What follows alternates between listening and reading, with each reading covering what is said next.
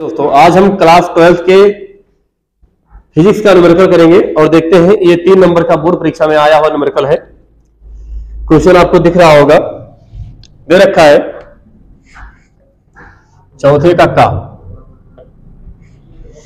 100 volt 50 hertz वाले प्रत्यावर्ती धारा स्रोत से 10 ओम का प्रतिरोधक तथा 1/10 पाई हेनरी का प्रेरक श्रेणी क्रम में जुड़े हैं। परिपथ में औसत शक्ति हानि ज्ञात करना है मुझे। क्या निकालना बाबू? औसत शक्ति हानि। चलिए देखते हैं, लिखेंगे गिवन दैट क्या क्या दे रखा है।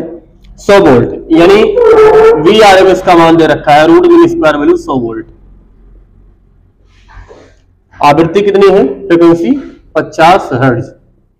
ठीक, वाले प्रत्यावर्ती धारा स्रोत से 10 ओम यानी प्रतिरोध दे रखा है R का मान 10 ओम,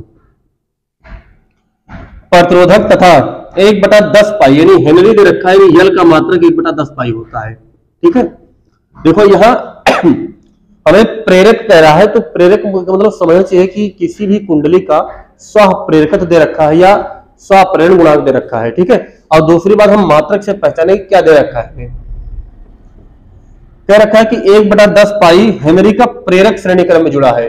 तो प्रेरक का मतलब ये हेनरी दे रखा है ना, यानी यल का मान दे रखा है। फिर निकालना है परिपथ में औसत शक्ति क्षय, औसत शक्ति क्षय ये निकालना है, जो कि 3 नंबर का सवाल है। तो चलिए देखते हैं इसका सॉल्यूशन कैसे करेंगे। इधर गिवन दैट हो ही गया था, हम सबसे पहले ये निकाल लें। देखो औसत शक्ति क्षय का जो फार्मूला होगा मैं आपको बता दे रहा हूं, P बराबर VRMS into IRMS into cos phi, ये होता है औसत शक्ति क्षय का फार्मूला। हमें VRMS तो पता है, IRMS निकालना पड़ेगा प्लस cos फाई भी निकालना पड़ेगा, जिसको हम लोग शक्ति गुणांक भी कहते हैं। ठीक है, तो IRMS निकालने के लिए परिपथ में कितनी धारा प्रवाहित होगी उसको ज्ञात करने के लिए हमें प्रतिबाधा ज्ञात करनी पड़ेगी। प्रतिबाधा के लिए हमें यह ज्ञात करना है, जो कुंडली है उसका प्रतिरोध कितना है। तो पहले ज्ञात करेंगे प्रेरण प्रतिघात, प्रेरण प्रतिघात जिसको हम लोग एक्सेल के नाम से जानते हैं, जिसका मतलब ओमेगा इंटू यल। अब ओमेगा का मान 2 पाई एफ इंटू यल, 2 पाई ऐसे रहने, एफ का मान कितना है बाबू? 50 है, और यल का मान 1/10 पाई। पाई से पाई मर गया, यहां 0 से 0 मर गया, 5 दूनी 10, यानी एक्सेल कितना है? 10 ओम आ गया। क्लियर? अब निकालेंगे प्रतिबाधा। यदि प्रतिबाधा की हम बात कर ले तो प्रतिबाधा क्या होगा? Z बराबर अंडर रूट के अंदर R square plus XL square होता है। R का मान कितना है बाबू? 10 का स्क्वायर, ये भी है 10 का स्क्वायर। जब इसको 2 गुना 10 का स्क्वायर तो Z बराबर कितना आ जाएगा? 10 के स्क्वायर को बाहर ले आए, 10 रूट 2 आ जाएगा। इतना ओम प्रतिबाधा आ गया। ठीक है, अब हम निकालेंगे IRMS। क्या निकालेंगे? IRMS यानी धारा का प्रभावी मान।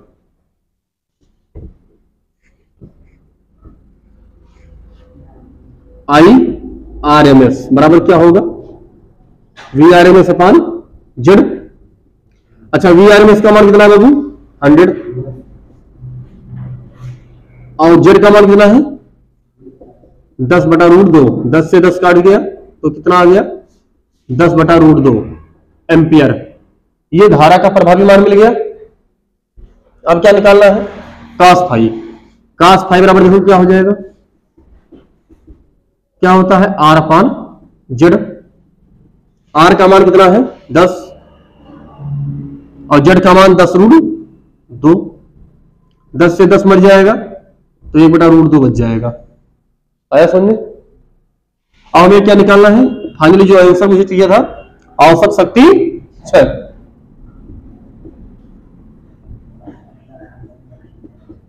औसत शक्ति क्षय P बराबर VRMS into IRMS into cos phi. VRMS का मान कितना है? 100 वोल्ट है। IRMS का मान कितना आया है? 10/√2। अच्छा cos फाई का मान कितना है? 1/√2। अब ये √2 से गुणा हो जाएगा, 2 कट जाएगा, 500 वाट कितना आ जाएगा? ये आपका आंसर आएगा। नोट कर लीजिए इसको। आया समझ में? नोट कीजिए।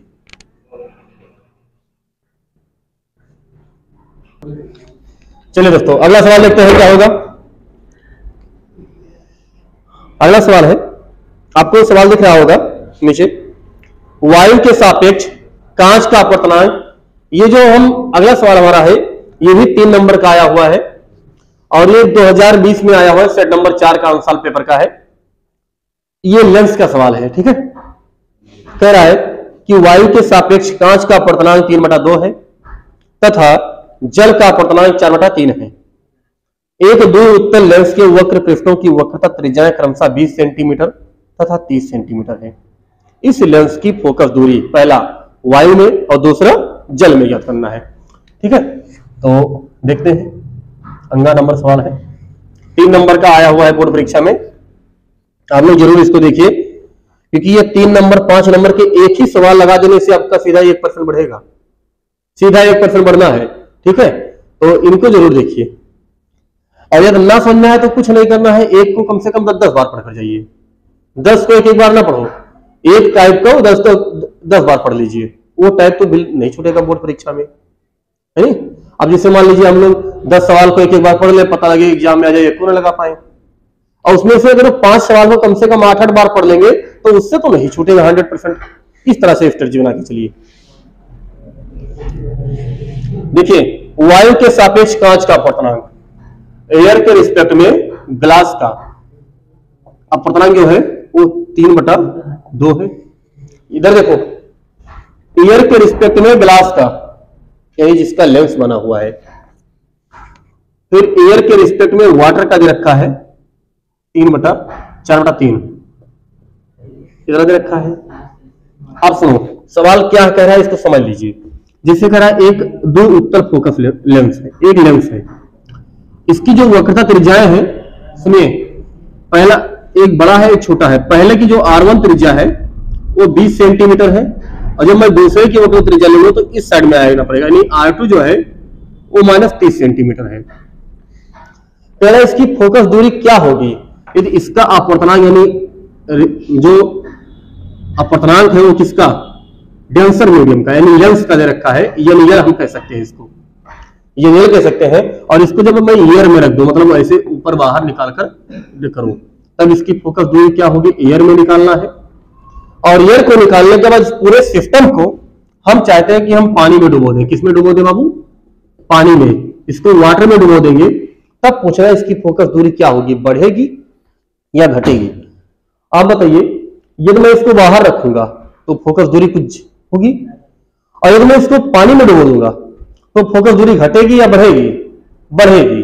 फोकस दूरी क्या होगी, बढ़ेगी, और क्षमता क्या होगी, घट जाएगी। अब कैसे बढ़ेगी इसको आप डेरिवेशन से भी तुरंत मैथमेटिक्स बताएगा आपको कि फोकस दूरी बढ़ रही है या घट रही है, ठीक है। R1 यानी पहले पृष्ठ की त्रिज्या +20 सेंटीमीटर है। यहां जरूर लिखेंगे गिवन दैट, क्योंकि ये सब हमें दे रखा है। और R2 जो है वो माइनस मिलेंगे 30 सेंटीमीटर। अब देखिए, एक होता है लेंस मेकर सूत्र, लेंस मेकर फार्मूला 1/n बराबर n। अब ये n जो है ये लेंस का अपान n मीडियम का -1 इन ब्रैकेट 1/R1 - 1/R2। दोबारा समझिए, मैंने NL अपान NM लिखा, ये क्या लिखा इसको समझिए, नहीं तो यहीं से पूरा गड़बड़ हो जाएगा मामला। NL मतलब लेंस का और NM मतलब ऐसे मीडियम में जिसमें वो रखा हुआ है। अब हम पहले लिखते हैं जब लेंस वायु में हो, जब लेंस कहां हो, एयर में हो, वायु में रखा हो, तब 1/F ये हमें एयर के लिए ये लगा देंगे। बताइए लेंस का सूत्र कितना है, फार्मूला ग्लास, अरे लेंस तो ग्लास का ही, कांच का ही तो बना होगा। कितना है बाबू, 2/3/2 और यम मतलब ऐसे माध्यम का अपवर्तनांक जिसमें रखा गया हो। तो पहले तो मैं जब लेंस वायु में है यानी वायु में रखा है, और वायु या निर्वात के लिए, एयर या वैक्यूम के लिए अपवर्तनांक का मान 1 होता है, यहां 1 डाल देंगे -1। 1/20 माइनस 1/30, लेकिन -30 होगा। अब देखो 1/f ये बराबर, अब बटा मतलब कुछ नहीं, और 1.5 है, 3/2 माने 1.5, और 1.5 में से 1 निकल गया तो 1/2 ही तो बचेगा। यहां देखो 1/20 और ये माइनस माइनस प्लस 1/30, 1/f ये बराबर 1/2 इसे रहने दो। यहां हम 60 का एलसीएम लेंगे, 20 और 30 का 60 आएगा। अब 20 से इनको भाग करेंगे, 20 यानी 60, 3 आया, उस 3 से गुणा करो, 3 एकम 3, ब्रैकेट जरूर लगाओ। 30 से भाग करोगे, 30 दूनी 60, वो 2 आया, उस 2 एकम 2, और 1/f ये बराबर 1/2 गुणे 5/60, 12 पंची 60। अब 1 एकम 1, 12 दूना 24, यानी 1/f ये बराबर 1/24, यानी f ये बराबर कितना आ गया, 24 सेंटीमीटर। कितना आ गया, 24 सेंटीमीटर। 12 पंचे करके ये नहीं समझ आया क्या, आगे 1/1 और 12 दूना 24, यानी 1/24 सेंटीमीटर फोकस दूरी आया। कब, जब इसको मैंने एयर में रखा है, बाहर ही निकाल कर रखा है तब। चलो इसको पकड़ के डुबाते हैं, देखते हैं कितना छटपटाएगा, क्या कर सकता है ये, जो भी कर पाएगा करेगा।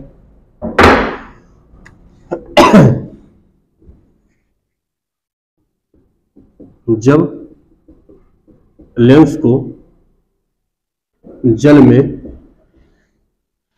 डुबा दे, देखो इसकी सारी हरकतें क्या क्या हो सकती हैं। अब हम फोकस दूरी निकालेंगे किसमें, वाटर में। ये वाटर में निकल रहा है, एयर में निकला है, क्या था, NL upon NM -1 in bracket 1/R1 - 1/R2, formula तो यही था ना। चलो इसको बार बार नहीं लिखेंगे। NL मतलब लेंस का अपवर्तनांक कितना था बाबू, 3/2, और माध्यम का कितना है, जिसमें डुबाया गया है, वाटर का कितना है जिसमें डुबाया गया है, 4/3 -1, फिर 1/20, और ये प्लस हो जाएगा, समझ रहे हो कैसे हो जाएगा, आया समझ में, माइनस माइनस हो जाएगा। अब देखो ये सबसे नीचे है, इसको पलट दो, उठा के पलटोगे तो जो इसका सबसे नीचे वाला भाग है सबसे ऊपर पहुंच जाएगा, तो ये हो जाएगा 3/2 गुणे 3/4 -1, और ये 5/60 में लिख रहा हूं, समझ रहे हो कैसे, एलसीएम ले लिया, ऊपर 5 आ जाएगा, ठीक है।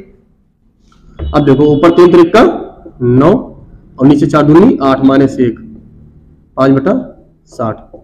अब बटा 1 करो, क्रॉस मल्टीप्लाई, 9 एकम 9, 8 एकम 8 बटा 8 एकम 8 गुणे 12 पंचे 60, 9 में से 1 गया 8, 1/12, यानी 1/f बराबर 1/12 96, यानी जो इसका वाटर में जो आएगा फोकस दूरी 96, पलट देंगे दोनों साइड में ना, 96 सेंटीमीटर आएगा। कितना आएगा, 96 सेंटीमीटर आएगा।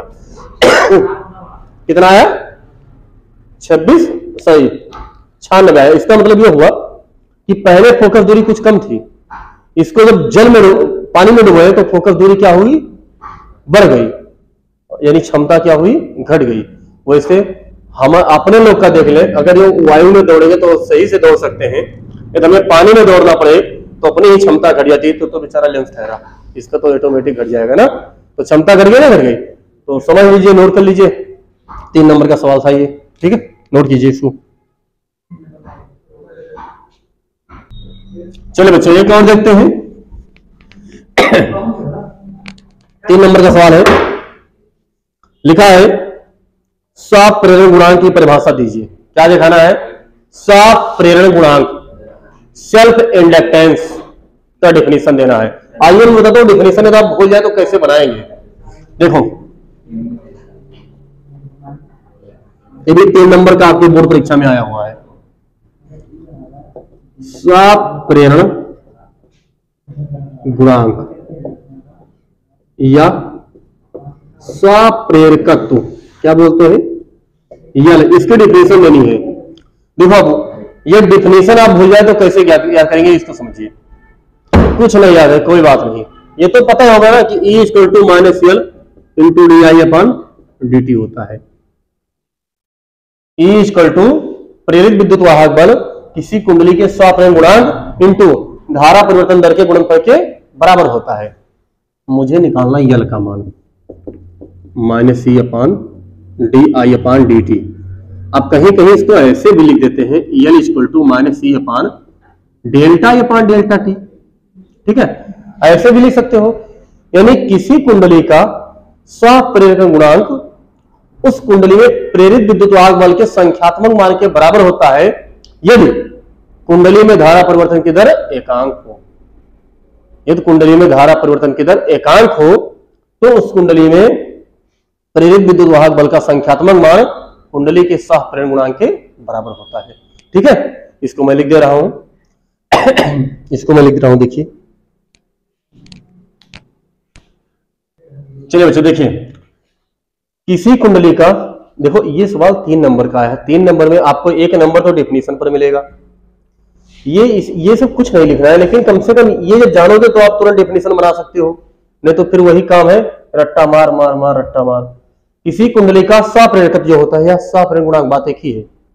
उस कुंडली में प्रेरित विद्युत वाहक बल के संख्यात्मक मान, अच्छा यहां संख्यात्मक मान क्यों लगाया गया इसको समझिए।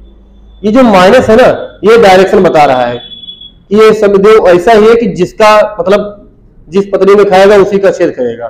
ठीक है, जिससे ये उत्पन्न होगा उसी कारण का विरोध करता है। लेंज का नियम बताया गया आप लोग को। मान के बराबर होता है यदि कुंडली में जो धारा परिवर्तन की दर एकांक हो, यानी 1 एम्पियर पर सेकंड के धारा परिवर्तन हो रहा है तो जितना विद्युत वाहक बल उत्पन्न होगा वो बताएगा कि इस कुंडली का स्वप्रेरकत्व इतना है, सेल्फ इंडक्टेंस इतना ही है। ठीक, ये तो रहा आपका डेफिनेशन, आप डेफिनेशन नोट कर सकते हैं। अब चलिए 2 नंबर इसमें सवाल का मिलेगा, 1 नंबर इसका मिला। सवाल देखिए क्या कह रहा है 5 हेनरी के एक प्रेरक में 0.1 सेकंड में धारा 12 एम्पियर से बदलकर 7 एम्पियर हो जाती है। प्रेरक में कितना विद्युत वाहक बल प्रेरित होगा? चलिए इसको मिटा रहा हूं बाबू, नोट हो गया होगा आप लोग का। ओके, 1 नंबर यहां से मिलेगा डेफिनेशन से, केवल डेफिनेशन देना, ये सब नहीं लिखना है। हो गया? ओके,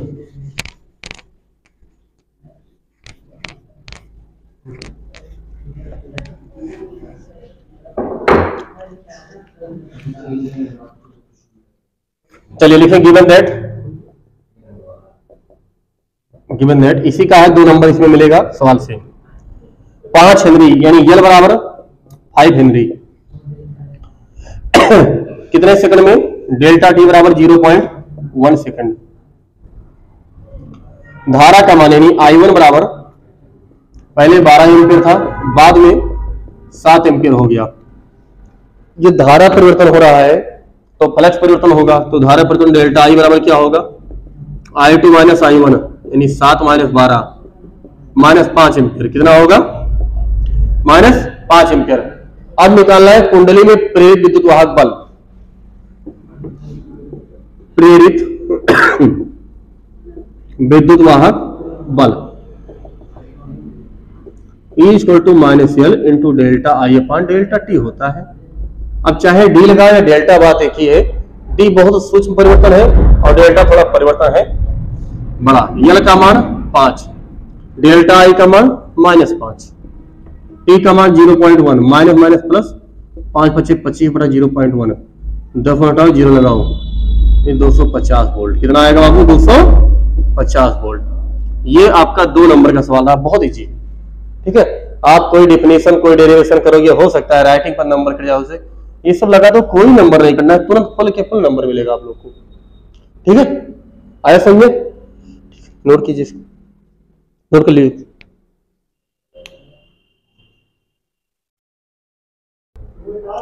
चलिए बच्चों देखते हैं, एक सवाल और है जो कि वो भी 3 नंबर का आया है। हाँ, धुआंधार 3-3 नंबर के बौछार होंगे आप लोग। लिखा है एक तार के अनुप्रस्थ काट का क्षेत्रफल, अनुप्रस्थ काट का क्षेत्रफल दे रहे हैं, क्रॉस सेक्शनल एरिया दे रखा है। ये बराबर एक, तो हम लोग लिखेंगे गिवन दैट ये 5वें के गा का अथवा वाला है, जो भी है 3 नंबर का है। ये बराबर यानी अनुप्रस्थ काट का जो क्षेत्रफल था, क्रॉस सेक्शनल एरिया को ये से लिखते थे, लिख लेंगे गिवन दैट, शॉर्टकट में जीटी बोलते हैं, जीएफ नहीं जीटी बोलेंगे, मीटर स्क्वायर। ये दे रखा है एरिया। तार में मुक्त इलेक्ट्रॉनों की संख्या n बराबर 2 × 10 की घात 28। अच्छा, ये प्रति एकांक आयतन में थी ना, तो इसीलिए इसमें दे रखा है कि प्रति मीटर क्यूब यानी प्रति एकांक आयतन में इतने इलेक्ट्रॉन है। यह तार में धारा जो बहे 2 इतना एम्पीयर बहे, तो क्या क्या निकालना है? तार में धारा घनत्व, चलो इसे निकाले चलते हैं। J = I अपान ए होता है, ठीक। I का मान 3.2, ये का मान 1 × 10⁻⁷। ये -7 जब ऊपर जाएगा तो प्लस हो जाएगा, क्या हो जाएगा? 10⁻7 बटा 1 का मतलब कुछ होता है नहीं, तो J बराबर इतना। अब समस्या है मात्रा क्या लिखेंगे, तो देखो ऊपर मात्रा एम्पियर, नीचे मीटर स्क्वायर, तो एम्पियर पर मीटर स्क्वायर, क्षेत्रफल का मीटर स्क्वायर तो होगा। दूसरा क्या पूछ रखा है कि अनुगमन वेग, इलेक्ट्रॉनों का ड्रिफ्ट वेलोसिटी निकालना है, अपवाह वेग यानी अनुगमन वेग, अनुगमन वेग VD निकालना है बाबू, ड्रिफ्ट वेलोसिटी जिसको बोलते हैं। I = NE, ये VD होता है। हमें VD निकालना तो सबको नीचे ढकेल दीजिए, तो VD = I upon NE। I का मान 3.2, N का मान 2 × 10⁻28, E का मान 1.6 × 10⁻19 इलेक्ट्रॉन का जो कि आवेश होता है। ये का मान कितना है? 1 × 10⁻⁷। 16 एकम 16, 16 दूके 32, 2 से 2 मर गया, बचा 1 ऊपर। देखो आधार सबका घात 10 है, सबको जोड़ घटा दीजिए, ऊपर तो 1 बचेगा, नीचे यहां 19 और 7 कितना हो जाएगा? 19 7 26, और 28 में से जब 26 जाएगा, क्योंकि ये प्लस है ये माइनस है तो घटेगा, तो बचेगा 2, वो भी प्लस में, तो जब ऊपर जाएगा तो -2 बचेगा। इसका मतलब जो अनुगमन वेग आएगा VD = 1 × 10⁻²। यदि आपको थोड़ा अच्छा और दिखना है तो इसको 0.01 भी लिख सकते हैं, इतना मीटर पर सेकंड, यानी जो इलेक्ट्रॉनों का वेग होगा अनुगमन वो 0.01 मीटर पर सेकंड आएगा, ठीक है। इसको भी आप नोट कर सकते हैं, समझ सकते हैं। 3 नंबर आपको इससे भी मिल गया। चलो आज के वीडियो से आपको 12 नंबर मिल रहे हैं। कैसा लगा आप कमेंट करके जरूर बताएं कि 12 नंबर पाकर आप कैसा महसूस कर रहे हैं, ठीक है।